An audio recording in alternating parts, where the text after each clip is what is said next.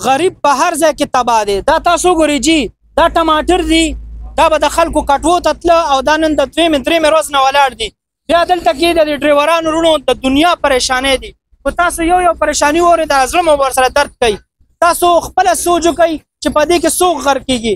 دا د دنیا سوداګانې ولاړ دي. په دې ویډیو کې به تاسو ته ښکاري چې دې ګاډو کې غټو ګاډو کې زمونږ چې کوم د ضرورت سامان دی هغه ټول په دې کې روان دی او هغه ټول بند دی. نو چې دا بندي کړي نو دا به ګراني کړي او چې ګراني کړي نو غریب ته به نقصان ځي.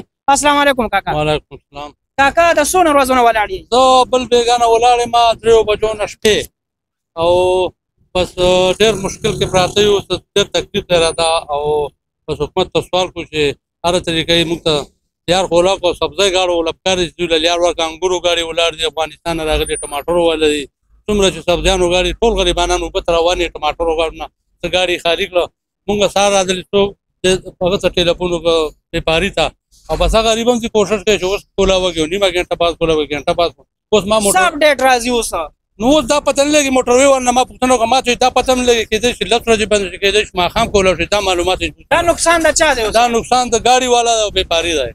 بیپاریو د ګاډي والا ورته کله ډرایور بالکل موږ ته تکلیف سړی راغلی موږ ته چې 4.5 کې پیټۍ مال راکړه. موږ هغه ته ټلیفون وکړو بیپاري نه نه په 2 کې لاور کې خرڅه کې خو ورسېده لاور ته دا نشي رسېدای ځکه چې منډۍ ته چې موږ ګاډی نه باسو تقریبا 5-6 ورځې به کېږي چې نن ماښام کولاړ شي ځکه چې په موټروي به ځو اول ته بیا په اړه ټول بازار کې بلین کې ولاړو بیا په لو اټک ټول بازار پار ټول بازار کې موږ تقریبا 3-4 घंटे دومره رش جمع شو 3 ورځې رش څو خلک ड्राइवर है आगे निजाम नहीं है 200 ते कुछ रुपए डीजल है मालिक नहीं देता हेल्पर को क्या करे सवेर की गाड़ी खलोती हुई है څنګه خیر دی تاسو गाड़ी ولاړ ته کس راغلی څنګه سلندرو गाड़ी دلته شاته ولاړ درې مرز لکه موږ په ساوکړي لکه مخ یاغو مکال نه مالک کال کې لکه شپه مو څنګه تیری کې خوراکه شي دغه په لارو کې پراته فوټبالای من پراته لکه بل خبردار چې دا عوام ته تکلیف دی موږ ته تکلیف ډرایوران ته تکلیف دی واړه गाड़ी خو ځي روان دي دا ټماټر دي سبزی دي انګور دي خرابه کې دا عوام ته